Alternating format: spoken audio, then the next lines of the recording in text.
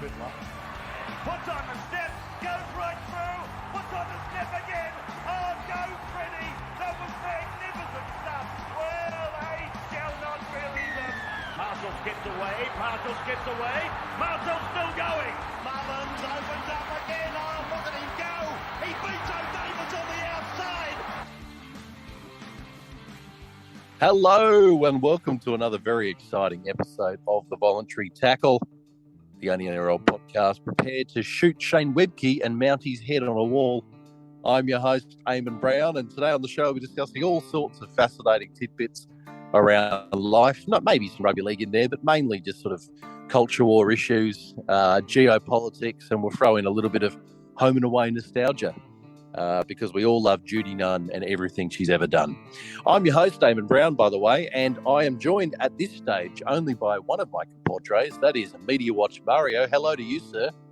Hello to you. It's great to be here. Thank you, mate. It's great to have you here. Now, I say only one of you because at this stage, Xander, mate, he stood us up again. Now, this is twice in a row. If this was the dating scene, Mario, and a girl had done this to me for the second time, well, obviously, first of all, I wouldn't see her again.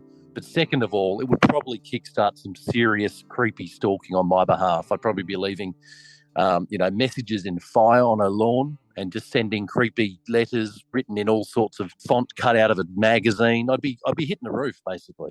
Well, what Signor Risotto seems to be doing is what I believe the young people call ghosting. Yeah, I agree with you, Mario, but for what purpose? Because I thought we were mates. I don't know if you saw the tweet I put out yesterday just bagging out your coach. I think Xander has seen it. Well, I know he has. He responded to it. And he's very upset that he actually agrees that Robbo is very overrated and that Roosters have no positive future remaining towards them. And so he's just kind of pissed off about that fact. I almost believe you there, Mario, except for the fact that I've known Xander Risotto for quite some time.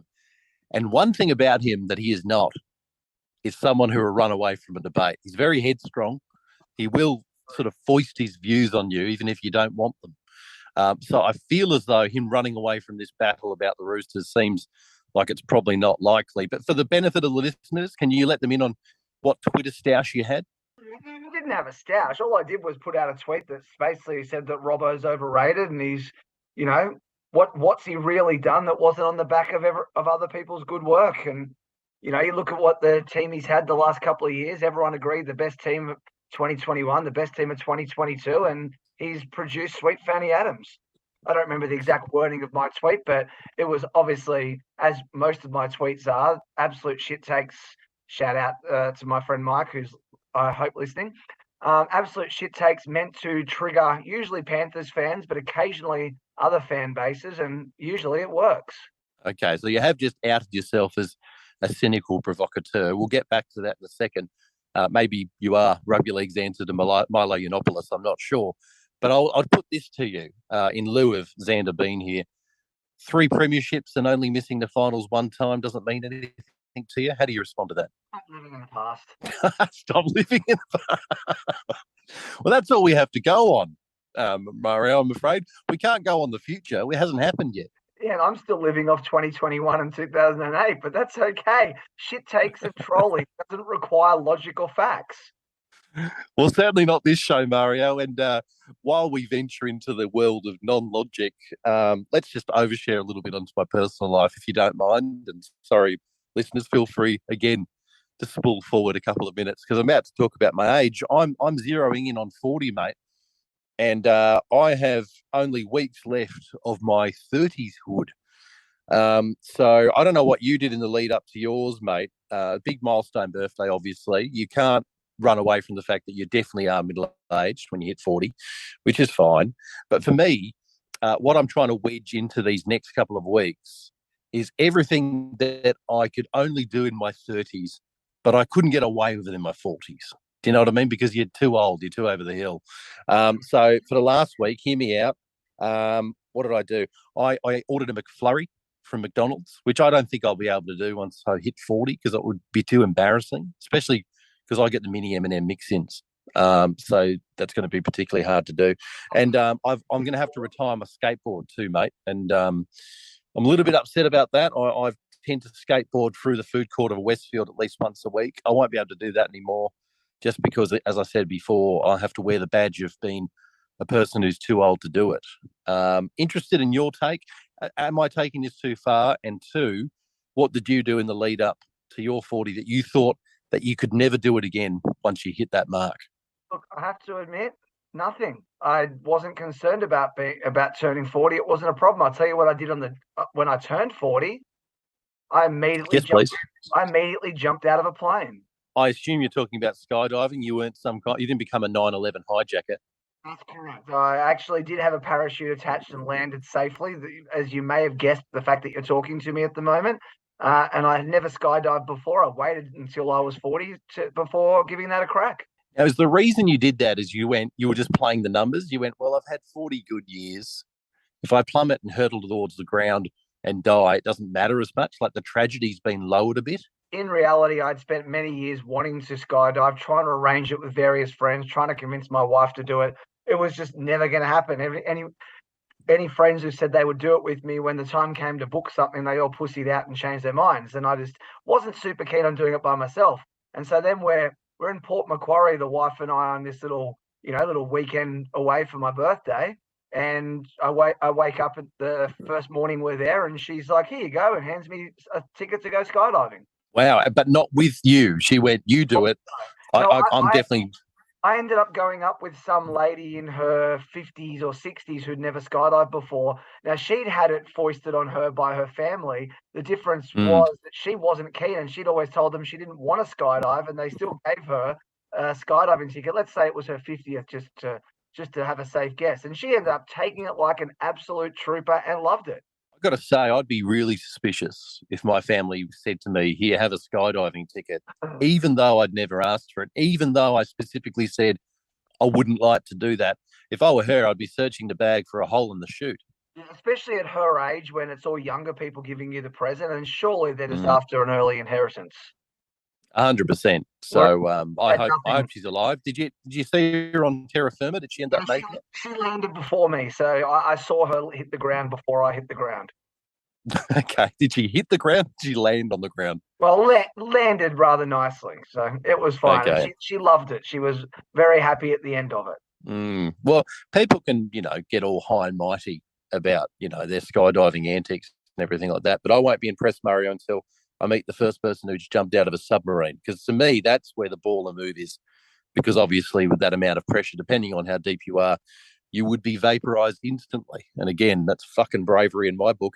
Speaking of bravery, mate, we should move on to some rugby league topics. Now, I know we've got the World Cup going on, so we will talk about that a little bit. I've had a quick scan of the news items, and I wanted to run this one by you first of all. It involves a story around Jared Warrior-Hargraves, mate. And apparently, there's a chance that he might leave the NRL and go play in France. So I want to get your take on that first and foremost. If that were to be true, is it a good move for Jared? I think it is a good move for Jared if it happens. The guy has still got it. That he always starts the season a bit slow for you guys, but when it gets to the business end of the season, he picks his game up and he finds that little fountain of youth, and he ends up being one of the best props in the whole game, let alone in your team. But he's not getting any younger. Being a prop in NRL is a really tough game. I think he would walk into the English Super League and absolutely crush those poor bastards. They wouldn't have seen a player who actually runs in hard like one of the hardest they would have seen was Mossy Massoy, and JWH hits a lot harder than Mossy ever did. You know the secret? I know this because I'm a Roosters fan. As to how Robbo gets the best out of him at the business end of the season. He actually, around that sort of, I think it's about July, August, he starts to starve Jared. So he deprives him of food, a bit like you would if you were, had some kind of attack dog. Puts him in a cage, he pokes him a bit with like a stick under the ribs, gets him really fucking mad. And just before the final season starts, he starts feeding him raw meat. Just throws it in the cage, lets him savage on that. That's the reason. Obviously, as you said, he starts off the season a bit soft. But, when he's sort of ripping hard off the back of sort of raw horse meat, it really does bring the best out of him. And as you say, I think when it comes to the English Super League, I actually think that maybe it should be denied on safety grounds, because I think if he went to play in France, he would probably kill some Frenchmen because he plays the game too hard. The only reason I think he might not do so great in England is simply because he's one of those players who I really believe thrives off competition, and he'll pick a target. I'm going to run at this bastard. He'll pick the biggest guy, the James Fisher-Harrises, a Tom Burgess or whoever. He's going to pick the biggest guy on the opposition who's actually a good player, and he wants to go out and prove he's better than them. The problem with him going to England is we all know he's better than all of them, and he might not feel any challenge, and so he might not actually get fired up. So what you're saying is he would sort of maybe be the Joker, but without a Batman. And what we all know that the Joker without a Batman would just essentially be a rather kooky guy who works at the Commonwealth Bank. He doesn't really do the whole supervillain thing because he needs his counterpoint.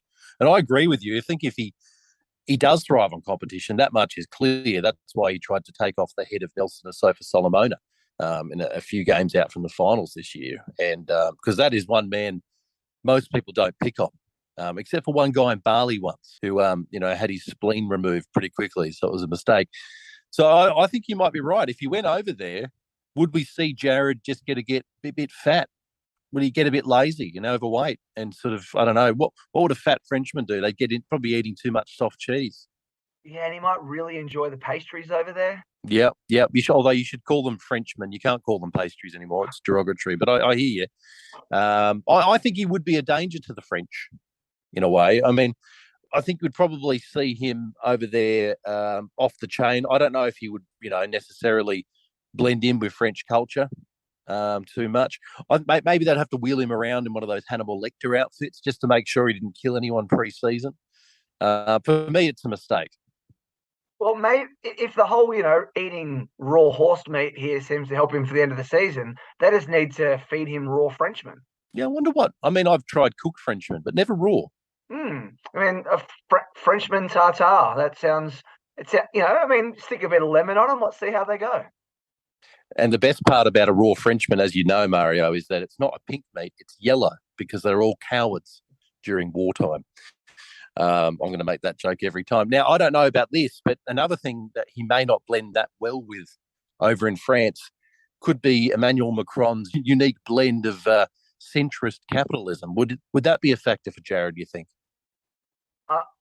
He doesn't strike me as the most politically active sort of guy. I feel like he just lives and breathes rugby league, and he wakes up in the morning, he munches on some sort of, the head of a newborn baby goat, and then he goes out, does some training, and then for dinner, he grabs six newborn guinea pigs and just munches them down. Yeah, you're right. What gave it away that he wasn't politically in tune? Was it the foaming at the mouth? Was it the rough man beard? Oh, well, no, to be fair, that all seems like standard Peter Dutton behaviour. So, it was just more the way he's so intense on rugby league. So I think he's actually too intelligent to be a politician, for example. All this talk of raw meat and cages, Mario, reminds me of a story that happened during the week, and I assume you saw it. Taronga Zoo, 4 or 5 of their lions got out. Did you read about this? Mm-hmm. I mean, pretty amazing. So there were people actually in the zoo at the time doing that roar and snore thing. I don't know if you've heard about that, but you can camp overnight in a tent with the animals. Obviously, they're in cages normally, so things are normally quite safe. But I think it turned into a roar and gnaw session because these lions were out and about, and it was a beautiful little grab one of the news stations got. It was this German tourist. So I think he was German. He was definitely European, but he was the most calm and casual observer for a potential lion attack I've ever heard. He was like, "Yes, I heard these lions roar," and I thought, "Ooh, it's a bit scary." And he was like, most people be shitting their pants. He thought it was quite enjoyable. Kind of like a video I saw today of some marine biologist. I don't know what country she was in, but she was just, in her diving gear, just about to free dive out in the ocean somewhere. And as she's about to jump in, she just pops back as this massive tiger shark comes up to say hello with its mouth wide open, and she literally almost jumped right into it. But the amazing thing about that video was her and some guy behind her, presumably another scientist, they're all just laughing about, oh, look, Look at that. Oh, isn't that funny? Look at this big tiger shark. Oh, look at his teeth. And then as the video ends, you see her jumping in. You don't see her hit the water, but she's clearly on her way about to jump in to swim right next to this enormous shark. I'm a king of segues, Mario, which is why it's so perfect that we happen to have brought up sharks, because I don't know if you've noticed, but the Sharks have re-signed someone that I didn't think they would re-sign during the week. It's Wade Graham. Now, I'm a huge fan of Wade, have been since the early 60s when he first debuted, but I would have thought re-signing a man at this age would be a bit of a risk, especially as someone who's had quite a few injuries in the last couple of years. And if we're going to be honest, didn't have a hell of a lot of impact this year, I didn't think. I hope he can recapture his best, but I want to get your take on that. I think he had a very strong impact this season, all of it negative. He was fucking trash. I was trying to be diplomatic, Mario. You can only think that they feel like they're going to get away with a medical retirement or something, and this is like a thank you to him or something. I don't get it. Then again, I follow a team who just, extended Sean Kepi and Jason Saab. So there's a lot of strange decisions being made in rugby league at the moment, and maybe Wade Graham is just one of the many. Yeah, I get you on Kepi and Saab, but they're still quite young. I think the issue here, Mario, is that Wade Graham did serve in the Korean War. He does go back a way, and there's no upside. I don't see an upside with Wade Graham playing this year. If he was on a match payments contract or something, and we'll see how you go, then sure, I could accept that. I can't believe any club was competing with them to sign him. It's like when the Dragons kept extending Mary every year or two, and you're always looking, going, why did they need to do that?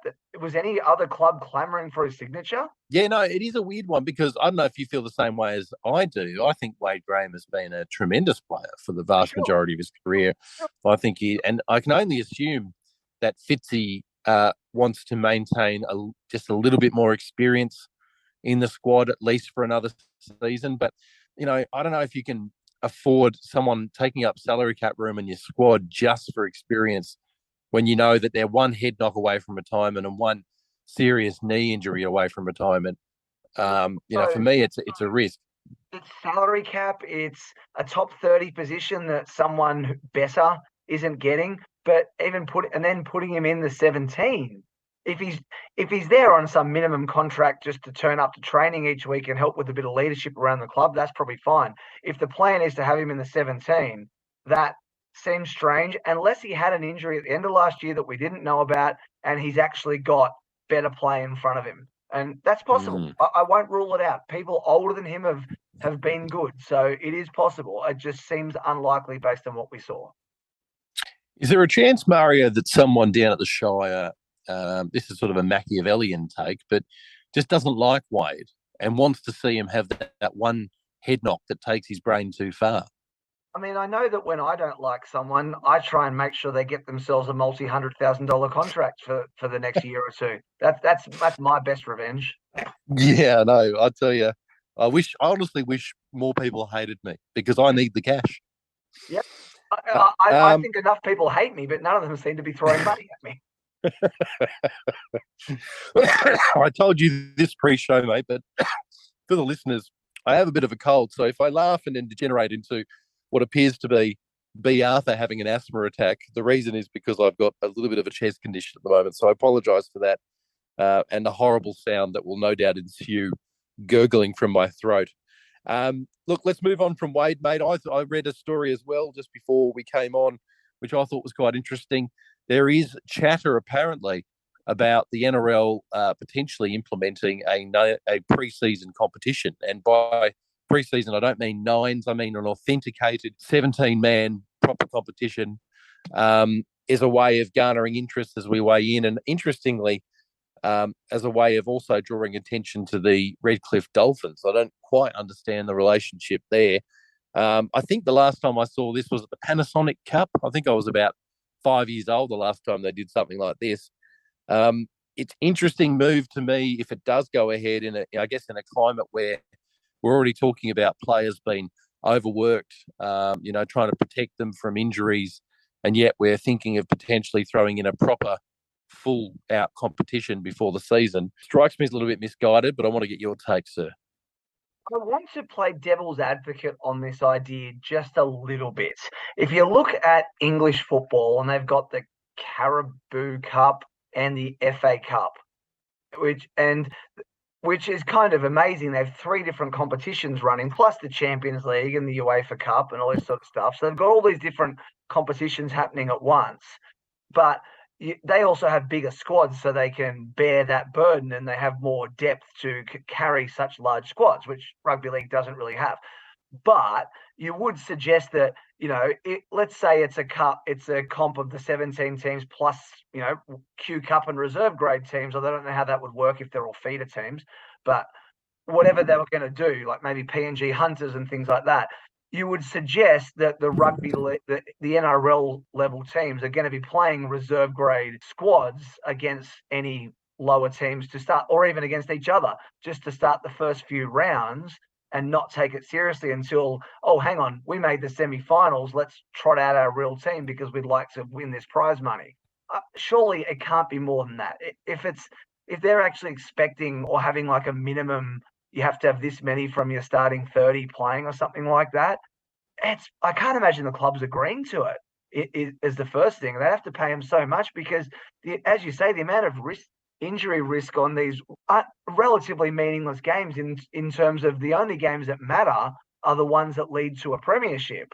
And some pre-season cup isn't going to actually really matter except to Parramatta fans. And I guess the rationale that I read was suggesting that this would replace trials. So I guess in the same way that, you don't have your stars trot out for a lot of those trial games, or if they do, it's only for 8 or 9 minutes. And it's interesting because I guess in the last couple of years, they have looked to lift the profile of trials actually for the first time, and they're all been televised. And I thought that was quite interesting. But I guess if it replaces trials, maybe that sells me on the concept a little more, because it sort of becomes like a bit like a trial, but there's a little bit more meaning behind it, a little bit of prestige in that you get whatever trophy it would be. And plus, from what I understand, some pretty sizable prize money. I think that's the big incentive, that there's actually like a fairly hefty pay packet on the line if you actually happen to take it out. So there's that factor. I think if it were to replace trials, and it sort of, I guess, hedges and plays a dual role of getting people G'd up about the season, getting a bit of a hit out for the players, and also making it slightly more meaningful. Maybe that works, but I guess the devil would be in the detail. How long does the comp go for? As you said, are you going to be playing all your top line teams? And what I read was quite interesting.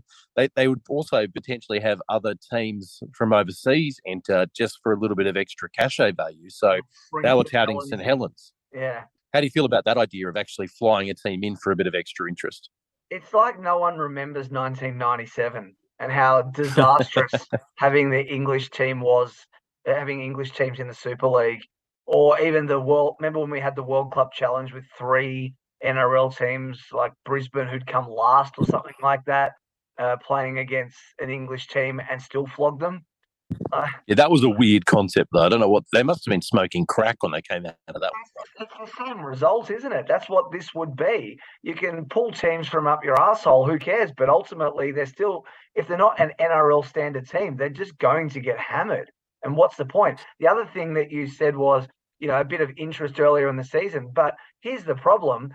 The start of every NRL season, ratings are high, crowds are good. By about round 7 or 8, people have started to get a bit over it. It's much like, games 35 to 50 of the NBA season, that people don't really care because they don't really matter all that much. You care at the start of the season, then you have a lull, you only care about Origin, and then you get towards finals and you care again. So if we're expected to give a crap about rugby league properly during these glorified trials because there's a comp, by round 1, are people actually going to be interested, or will they already be starting to get a bit stale? What I really heard from you there, Mario, was a better idea, which was around that round 8, 9 part in the NRL, when things get a bit stale and the interest dies down a bit. That's when you fly in St. Helens. and you have St Helens just turn up randomly and run out and play a bunch of teams in a row. Maybe they should have to play all 8 games consecutively. So back to back to St Helens, but only 1 game each for all of the NRL sides, to the point where, in the 17th game, St Helens are punch drunk. I think that'd actually be kind of interesting to watch. I mean, we've seen how excited the fans are to watch drubbings in this current World Cup. So why not have St Helens come out and get done 174-0 by the Tigers? That couldn't possibly fail to excite the fans. Well, now you're just being absurd. So one thing I want to do, Mario, about this idea is really pick your brains on what a good incentive would be for a team to win that pre-season competition. Because for me, it seems to boil down to having some skin in the game and actually wanting to achieve success. Because a lot of the time, these pre-season things are quite arbitrary and no one really gives a shit if they win or not. So I want to pick your brains here. And again, not literally. We tried that a couple of months ago and it didn't go well. You spent 3 days in casualty. What kind of incentives would have to be in place to make this system work? I've got a very simple answer. The winner of the preseason cup gets $500,000 bigger salary cap. Runner up gets 250. Third and fourth get 100 grand each. I like that. To me, that makes incentive. It doesn't make it. I don't think it's unviable. If $500,000 is great, but Manly carried $500,000 with Manassi Fainu for 3 years or something. They were still competitive. It's not going to make or break a team, but it's certainly an advantage that I think every team would look at and go, "Ooh, this is worth it." Even 100 grand is a top 30 player that you can get for good half a season, something like that. When a late season signing, you get a pretty good player for 100 grand at that point. Yeah, look, I hear you, but then on the other side of the coin, I think about a club like the Roosters, where $500,000 is just a drop in the ocean. We don't really give a shit about amount that's so small. That's only half a third-party contract for Jared Waerea-Hargreaves. So I think for a team like the Roosters to really want to play well, they might need more than that. I think for me, the answer lies in competition points. I think if the winner of that preseason competition got awarded 6 points, they got a 6-point head start in the NRL, then suddenly that is game on. I reckon 6 is too much. What if you said 4 for the winner, 2 for runner-up, 1 for third and fourth? And maybe minus points for any clubs that just played really abysmally. Anyone who ends up with a minus 100 for and against or worse at the end of however many games they play, they lose 2 points. I agree. Or, maybe that's a bit harsh, especially for some of the teams that probably aren't predicted to perform very well in the competition anyway. So maybe they should just be made to be humiliated. So when round 1, 2023 rolls around, let's say it's the Titans, they've had a really bad Panasonic Cup, and you go, well, you've been spanked in all 8 games. You have to at least play the first month with no shorts on. Just bare bummed. Go bare bummed. Sounds like you should call it the Winnie the Pooh Cup. Yeah, I like that. Yeah. Is that because he wears no pants or because he often used to perform fellatio on Piglet? Well, a little from column A, a little from column B. I don't know if you remember when I said this, but part of the rationale for having this pre-season competition, according to PVL, is to draw attention to the Redcliffe Dolphins, the new franchise. Now, I have no idea why having a pre-season competition would specifically refer or bring good attention onto the new franchise. But look, I'm all for the idea, though, of the Dolphins springboarding into the competition by doing some weird guerrilla marketing. But I don't know if the pre-season competition is going to be the way, Mario. For me, it would have to be Wayne Bennett doing a striptease on the eve of the competition. They do a bit of that, the sort of the theatre of it. They have some pre-season entertainment. For me, if Wayne Bennett were to get up on stage of Jimmy Barnes as he was doing Simply the Best and just took off all of his clothes and shook his wrinkly penis, to me, that would put bums on seats. I mean, I'm just picturing that scene in The Simpsons where Monty, comes out of the cake wearing nothing but a sash. I kind of assume that's what Wayne Bennett would do for Darius's birthday. Yeah, I don't think it technically is stripping if when you take off all your clothes, you don't have any meat or tissue on your body. You're just a collection of bones, essentially, and ligaments. At that stage, I don't think it is possible for a skeleton to strip. And that makes it a family event, I guess, because you can bring your kids to it because there's nothing kind of sexual about it. It's just, I don't know, it's a spectacle, isn't it? When someone of 98 years vintage gets off all their clothes. You just don't see that anywhere outside of an abusive nursing home. I mean, you ask most fans of Dragons or Broncos, and they would probably all tell you that Wayne Bennett is one of the sexiest humans on earth. So I think it's all a matter of perspective. You're right. That's the great thing about beauty, Mario. 100%. I mean, I've somehow got a fairly attractive wife, and you've seen me. It makes no logical sense whatsoever. So thank God, because otherwise, I mean, what would happen is only the good people, and actually procreate and go forth in the world and multiply, while the rest of us norms. There's lots of eugenicists in the world who think that's the way things should be. One of them, Anthony Griffin. He's definitely one of them, let's be honest. All the evidence suggests that he's right into that subject. That's why we really need Giannis to weigh in on that one. Yeah, every AFL player and coach and fan, they're oh, golly, I killed him. chest. Yeah, I know.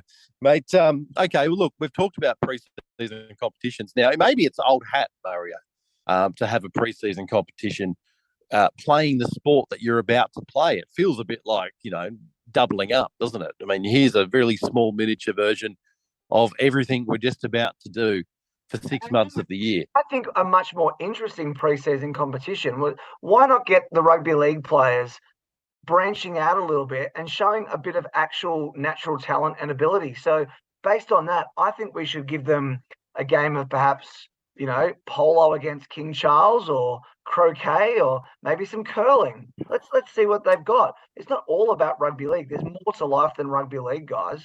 I completely agree with you, Mario. And I mean, yeah, okay, it'd be interesting to know who would win between Brisbane and South Rugby League, but I want to know who's best at billiards. I mean, I would tune in for that, because we know that a lot of these rugby league players, they're not trained in these other sports. So you'd have to sort of be watching them play these sports for the first time. And it could be fascinating, especially if, someone like Cameron Murray has never held a cue before, and he doesn't know what the fuck to do. I mean, it'll be a calamity in terms of the sporting event. But again, I refer to that same word. What a spectacle. I think the best TV that Australia has ever seen was, I don't remember what the show was called, but it was basically Australia's Best Athlete or whatever, where Billy Slater went in twice and won twice, and Quade Cooper went in and won. And they had all these different guys. Like, I remember Jamie Whincup was actually pretty good. I think he came second to Quade Cooper, if I remember right, where they did all these different sports. And yeah, Billy Slater ended up winning one All-Stars one or something like that against people who'd won other series. And it was fantastic TV. They did all these different things, and it was great. That's what we need more of.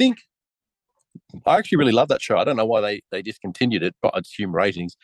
But I actually think Billy Slater won it 3 times. I don't know if I'm exaggerating there. I think he won it 3 times.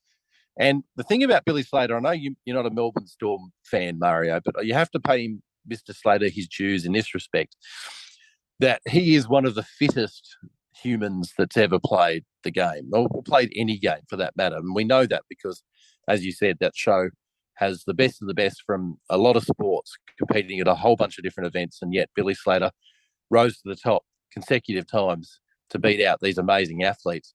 And I remember this was during his playing days, probably, 3/4 way through his career. One of the AFL teams pulled Billy Slater into their training sessions as a bit of an outsider's perspective. Sometimes you're trying to get another code's look and see if there's something that you're doing in your training that could be enhanced or perfected. And I distinctly remember just how in awe that squad was about how fit Billy Slater was, because, AFL players, they're known for their fitness. They cover a lot of ground in a game. And, when I remember seeing that news report, they basically said, yeah, we'd all come to a standstill and Billy was still moving. He was a freakish human in that respect.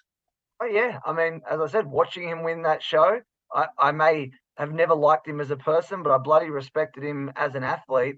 And I just love that rugby league was there showing up how much better rugby league was than these, crappy AFL athletes who, frankly, in my memory, and maybe my memory is skewed it somewhat, sucked.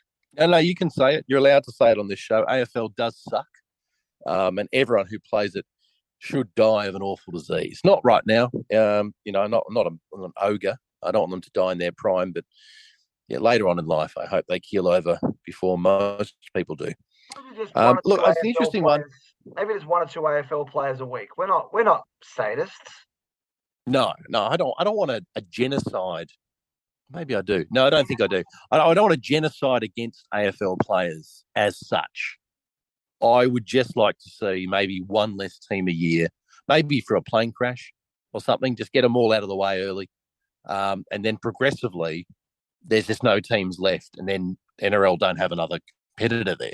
And then we just move into their heartlands with rugby league and start playing that sport everywhere and dominate in a sort of Putin-esque style of expansion. That's all I want. As I said, I'm not an ogre, but I think that'd be good for the league. I wouldn't mind starting the genocide on the particular coaches who decided that, instituting their own stolen generation was the way to go to create, dynasties in AFL.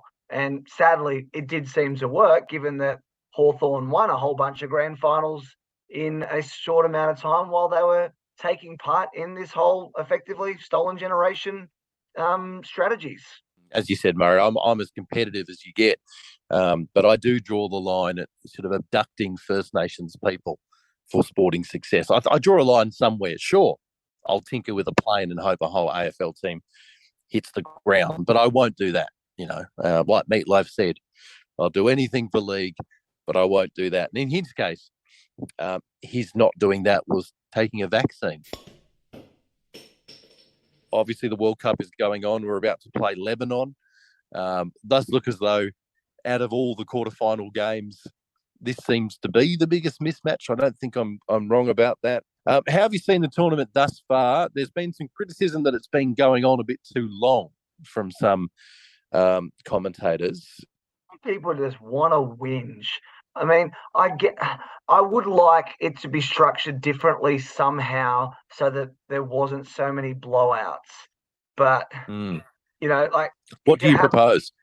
Well, it would have to be a system of where you had the better, the best 8 teams or something like that in little pools together, and then the slightly lesser teams, maybe the Lebanons, the Cook Islands, even PNGs, perhaps, someone like that, who are just that half step below the top 4 or 5 teams, that they might be the head of a smaller couple of pools, one team from each, from the bottom 2 pools get through and 3 from the top 2 pools get through or something like that. So there's actually skin in the game in these early rounds, and Australia can't just take the piss and just rotate their players around just to see what the best combination is. You've actually got to play your best players. So I've seen that sort of system proposed, and I think it could work. But that being said, the absolute joy that has been in this competition from some of the players from Jamaica and Greece and countries like that, when they've scored a try against one of the big teams, and just how over the moon they were so happy, and it just made me so happy. And you found yourself, you're not wanting Greece or whomever to beat Australia, but at the same time, if they did, oh my God, it would be this most amazing thing. You'd actually feel kind of happy for them, even as an Australian. I certainly felt happy for them when they got 1 or 2 or 3 tries in a game, and you could see what it meant to the players and what it meant to their fans and their whole staff, and that's a thing they can build on for the future. And by next World Cup, maybe they'll be that little bit better. And you never know when there might be the fact is, Tonga, not that many years ago, were getting beaten by 60 points by Australia or New Zealand, whoever. But look what's happened. There's always, better days ahead if certain people make certain decisions. And in our case, it's that, people in charge of NRL don't just say fuck you to International Rugby League like they have done in recent years to a large degree. But yeah, there's always hope. And I just like seeing those really wholesome moments that have happened in the World Cup. And now I'm ready for some real rugby league, and that'll be exciting too. just, the idea of Greece beating Australia, I mean, that would be pure euphoria for that country. They'd be jizzing gyros for weeks, wouldn't they, if they managed to beat the Kangaroos? But, people that come up with that criticism that, why are these minnows in it? Well, like, these are the best of the minnows, though. They had to qualify to be there, right? So I think people have the misconception that this is what we're watching in this competition is the extent of every country who plays rugby league, and it's not. There are countries that just didn't make it. So, yeah, okay, it's a testament to the chasm that exists between your top tier nations and the rest. But certainly the game, from what I understand, continues to grow, and we see that at least in the Pacific, we see that very clearly that gap is actually shortening. But as you said, I quite like watching these teams play that I don't often get a chance to watch. And Jamaica, for example, sure, I've just learned that they for the first time were playing the game of rugby league. I had no idea up until this competition that Jamaica were actually playing, but they had to qualify to get here, Mario, and that's the point. They had to thump Nigeria. I hope you know where Jamaica is in the world. Jamaica qualified by managing to beat out America and Canada in their American, their America's continent competition. I only knew Jamaica existed as a rugby league playing nation because I followed Chasing Kangaroos. And if anyone's interested in international rugby league, I would recommend them to give Michael Carboni a follow because he's all about international rugby league. And he's always sharing stuff like Greece and Serbia and Russia and all these different countries and their rugby league playing exploits. And they're often playing games in Australia that we don't even know are going on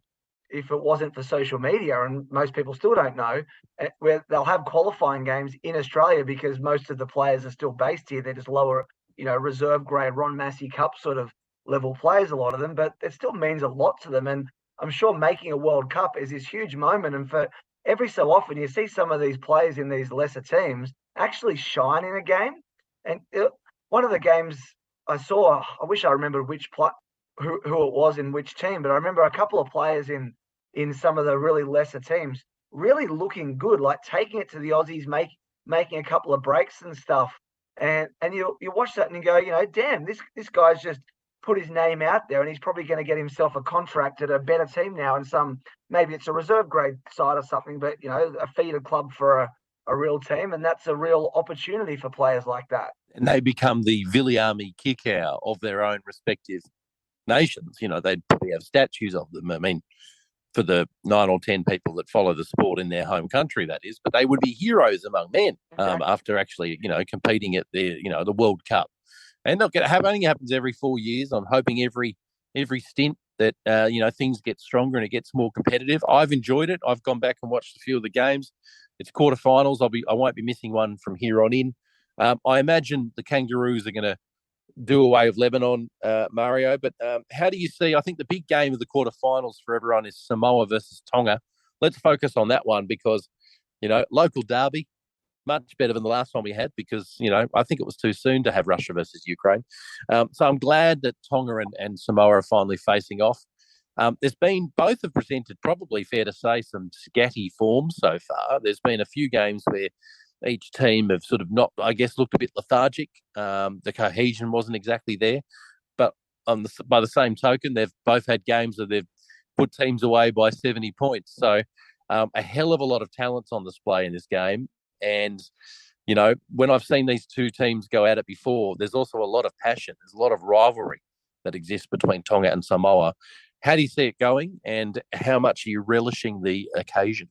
Well, look, I have to admit, I'm not going to watch that one live. 1:30 a.m. is just, I'm too old for that shit. But I do intend to wake up at about 4 or 5, set an alarm, and then just watch the game back without knowing the result. I'm very. Yeah, mate, I can watch it live because I'm still in my 30s. Not for much longer, but that's a game where you watch the pre-match stuff because them doing their dance, their war dance things is always incredible. Watching Fiji do their hymn, I swear that's like the 17 best singers on earth because they sound so good when they do that stuff. I can't wait. Now, mind you, you look at Fiji at $21 against New Zealand. I might be wrong, maybe I'm remembering this wrong, but 1 or 2 World Cups ago, I'm fairly sure Fiji finished 3rd or 4th after beating New Zealand in a quarterfinal. Was that the competition where Hayne was playing for Fiji? Yeah, I think it probably was. Don't quote me on that. Mm. But it Yeah. was a while ago now, but I swear I remember them making a semi-final. Yeah, Well, and 21-1 is crazy money, isn't it? it is crazy. PNG being $10 against England. I mean, PNG looked really good against Tonga. They were in that game. Tonga were the better Mhm. team, but PNG were, one or two decisions here and there away from winning that game. So, yes, England are probably going to win because England have looked better than I expected them to look. But yeah, I don't think PNG should be completely ruled out of being competitive in that case. Contention. Yeah, as you Yeah, said, look, Tonga Samoa's the and I game. will say this for you, Mario. Over the last, I think it was 2 podcasts ago, you were mentioning that PNG were a chance against Tonga, and I think PNG were paying some ridiculous amount of money, and they lost by a converted try. And they So, were if held you're right in it the whole game. I watched the game and they never looked out of it. Tonga always looked to have the edge, but yeah, they got so close, and I found myself, hoping they'd find a way to pull it off because you look at that Tonga team and it's just littered with NRL stars, and then you see this PNG team and it's good, more than half of them I think play for the Hunters. That's right. And again, I think rugby league are making some really intelligent moves there when it comes to game development with PNG. I think it's been a great thing pulling them into the lower grade comp. And I think we're already starting to see that bear fruit at the international level. I think they look stronger this year than they did the last World Cup, and they look good in that last World Cup. But to me, you can sort of see where they've come forward in leaps and bounds. They probably still need, a one decent halfback away. No offense to Lachlan Lamb, but he's no Adrian, is he, Mario? No, he's no Adrian. I mean, they've got quite a good hooker, mind you, ex-Manly junior, or certainly played for Manly in the lower grades anyway. And I've been watching him play for PNG, thinking, oh, geez, should we get him back? He looks like a good player. He's got a mistake or two in his game, but I think when you're in a slightly lesser team, there's the better players will often try and play above their weight to try and lift the whole team and maybe try a few extra things that sometimes they're not going to come off. And that's the way it's felt for me watching him play. But he certainly showed a lot of good qualities, especially against Tonga. He was really, really good, and I think he got man of the match from memory, despite a couple of brain snaps right in the last few minutes. Look, I agree with you. There's a splattering there of really A-grade players, obviously headed up by Olam, who's an amazing NRL first grader now. But one thing I've noticed, I don't know if you've noticed this as well, but with PNG, what's so perplexing for me is that at least 3 or 4 of their players white redheads. Now, look, I'm not totally familiar with every tribe that exists in PNG, but I didn't think a tribe dedicated to Richie Cunningham was one of them. Well, There seems to be a lot of redheads. In defence of those players, people can be born anywhere and have whatever background. I'm sure people with red hair are just as able to be born in PNG of white parents. They don't have to be proper local natives. I see what you're saying. But for example, if we were to have a rugby league team admitted to the competition from Chad, let's say, the landlocked country of Africa, the idea that you're going to see someone that looks a lot like Magnus Carlsen just seems really unlikely to me. And it would be like 3 or 4 players on the team looking as though they're from like Norway. Now, that's just an anomaly. It's fine. I have no problem with it. But it would just be unusual to see. And I think we're seeing that with PNG, that for whatever reason, there seems to be a lineage of the whitest people you've ever seen. I just feel like I can come back here with a couple of anecdotes, but I feel like we're venturing into dangerous territory I'd rather avoid. Fair enough, mate. Well, let's finish up then by talking about something less controversial. Let's go with Lang Hancock's politics. The Knights are signing not just Luke Brooks, but a couple of, I wish I could remember the names, but a couple of very below average outside backs, and releasing Dom Young to potentially, it sounds like, be signed by Manly. And I remember looking at the names that was being suggested that they were signing, and I was like, why would you do that? Dom Young is like a really good winger. And if Manly could get him, I'm just imagining him outside of Ruben Garrick in the centres.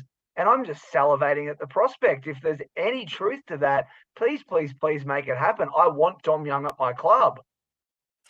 100%. I guess the World Cup has really shone a light on how good he is. Now, I've seen him this year play a handful of games where I've gone in a beaten team.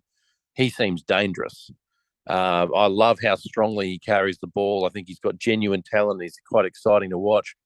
That would be just a classic Newcastle move, wouldn't it? For them to say, out of the squad of 25 players, you'd have to say, to be charitable, at least a quarter of those, aren't great. For the free up the cap, get rid of some players, including a gun, just so you could get Luke Brooks. Now, that would be the most Newcastle move that they could do. Their best players all year were Edric Lee and Dom Young. They've already lost Edric Lee to the Dolphins. If they lose Dom Young as well, it would be hilarious, and I would love it so much. It would just be so very nice. And it's very generous of them to look at the Dolphins and think, it's not fair. No one should come last on their first year. I think we should just take one for the team just to help out the expansion of rugby league. Yeah, look, a lot of clubs, obviously, charity is a big part of the arm of most NRL clubs. But what a lot of people don't know, Mario, about Newcastle is that all of their philanthropy, as you said, happens sort of beneath the scene. So people, they won't notice it's happening. They won't seek publicity over it. But the reason that they're so shit is quite intentional. It's because they're trying to support all the other NRL clubs. In effect, the other NRL clubs are the Newcastle Knights charity. And that works for me because if they're going to support my team, who I think it's fair to say have made some interesting moves over the off-season, if the Knights want to help keep us away from the bottom few spots with anything they can do like that by releasing one of their only good players to join Manly, then I'm all for it. And thank you very much, Knights. Yeah, although I don't know if you've heard this rumour or not, Ruben Garrick has been linked to another club. Is there any truth to that? Well, no, he's just literally been officially re-signed for Manly on a $400,000 a year contract to play centre. Oh, beautiful. When did that happen? Because I'm usually last of the news. I think today or yesterday, we knew it. Everyone knew about it like a good week ago, but it was officially announced by the club either today or yesterday. Beautiful. I got to tell you, you're a Manly fan, so I don't need to salute his virtues to you, but I'm a huge Ruben Garrick fan. Jeez, he's a good rugby league player. Yeah, he's still very underrated, and I think next year in the centres, people are going to start to see what he can do, and that's me hoping that he gets to play centre and that he's not shoved into fullback again. Even though I think he did extremely well in fullback, I would rather that we have the best fullback in the game playing in his position. So you really think he's going to be a better centre than winger? Because he's a very good winger.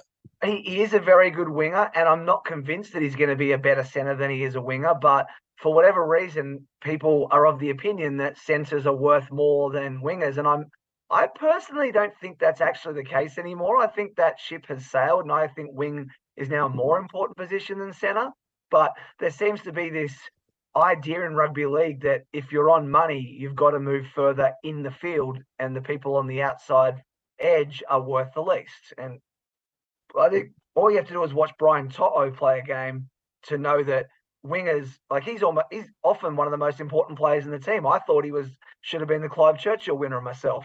And Ruben Garrick not only is one of our best players playing on the wing, he's also a really good goal kicker, which has been shown so many times to be a really, really important, factor in a team. And how many games do teams lose when they've got a bad goal kicker? It's a huge, huge difference. I totally agree with you. I think it's one of the the worst myths to get circulated in the game, that wingers are the most superfluous positions that you can have, because we all see teams that have bad wingers get exposed because they are under a lot of individual pressure that I guess a lot of other positions don't have to contend with. They're back there taking those tough kicks, for example. They need to be there running and charging out of their own 20-metre zone, often on their own, gobbling up the yardage. It's actually a really high pressure position, and they, tend to be that last person that needs to make a defensive decision, and stuff out tries. You've got to be a finisher. You can't be a slow winger. You've also got to be a finisher. You've got to be durable. You've got to do a lot of dummy half running. It's a fucking hard position. And anyone that thinks for whatever reason that this is a position that should be paid the least, I think they're out of their mind. So too, just look at South. Their biggest, they had everything this year, but what they didn't have was two good wingers. They played Josh Mansour, Tane Milne, and Jackson Paulo in that position, and all three of them were appallingly bad, just beyond bad. I mean, Milne basically, they were in that game against Penrith for a long time, and Tane Milne just single-handedly made sure that they were zero chance of winning. And a week or two before that, Jackson Paulo had done the exact same thing in a game for them. As for Mansour, he was well past it long before this season started. I don't understand how he's played first grade even in 2021. He was so very bad, couldn't hold the ball, couldn't jump, couldn't get off the ground at all, couldn't do anything. And it makes it so easy for a good halfback to expose them. And Nathan Cleary in that prelim against South just absolutely exposed them. I don't know if you've noticed this, but the South Sydney's wingers stocks, have you noticed that there's been too many redheads in that line? Mario, that brings us to the end of the show. We've offered probably very little insight, let's be honest, but we have talked a lot about redheads for some reason. You kept bringing it up. I'm not sure why. But if you're listening at home, we appreciate your company. It's been fun. Mario, do you have any closing remarks? Cameron Smith's still a cunt. And on that note, we'll see you soon.